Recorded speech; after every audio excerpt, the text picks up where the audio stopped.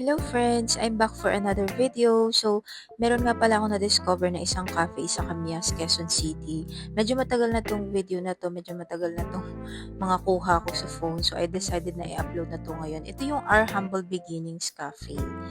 Napakaganda nga pala nitong coffee shop na to. Bagay na bagay dito yung mga introverts na katulad ko, pwede kayong tumambay dito. Actually, na-discover ko lang tong coffee shop na to nung nag-search ako sa TikTok ng mga cafe na pwedeng tambayan. So, ito nga yung isa sa mga bumungad sa akin. And na-caught nito yung attention ko kasi napakaganda ng ambience niya. So, sa mga susunod na video, makikita nyo dito yung itsura dun sa pinakaloob. Malaki nga pala itong coffee shop na to. Meron pa sa kabilang area pero hindi ko pa yun napupuntahan. Ito nga pala yung menu ng drinks nila. Ang in-order ko ay yung sagot gulayat na avocado flavor. Kung gusto nyo mag-dine in dito, meron din naman silang iba pang menu. May pang dinner, pang lunch. Nung time na to, gusto ko lang talaga i-try yung drinks nila. And na-curious nga ako dito sa sagot gulayat na drinks. Ang laki niya. Inabot ako ng 3 days bago maubos. Ito naman yung pinakagitnang area. So, souvenir shop to. Pwede kang mamili ng mga souvenirs.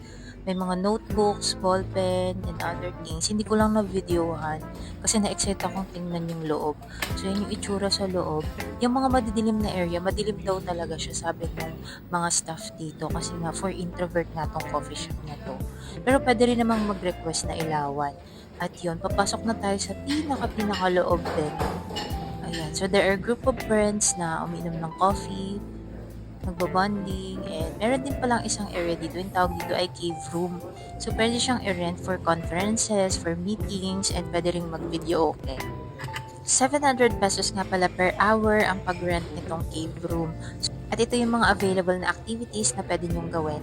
Hindi ko lang mabasa yung sulat, pero baka nababasa nyo. Open nga pala itong cafe na to from 10 a.m. to 10 p.m. Ang sad, sana kahit hanggang 12 midnight, lol. Kasi 11 p.m. pa yung out namin eh. Gusto ko sana yayaan yung mga friends ko dito.